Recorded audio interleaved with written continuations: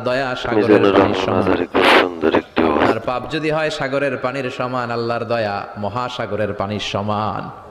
আপনার পাপ আর অন্যায় যদি হয় পাহাড়ের সমান, আল্লাহর দয়া আকাশের সমান। আপনার পাপ যদি হয় আকাশের সমান, আল্লাহর দয়া আরশের সমান।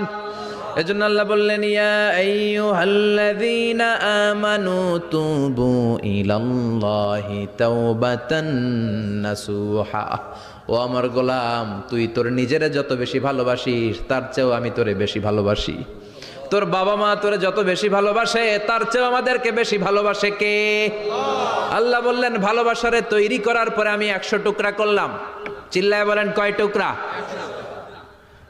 নবী বলে, আমার কোনো গুনাহ নাই, তারপরেও প্রতিদিন 70 বারেরও বেশি আমি তওবা করি। আল্লাহে ইন্নী আস্তাগফিরুল্লাহ ওয়া আতুবু ইলাইহি আকসার মিন 70 মাররা। Could you imagine that? কল্পনা করছেন কোনদিন যে নবীর গুনাহ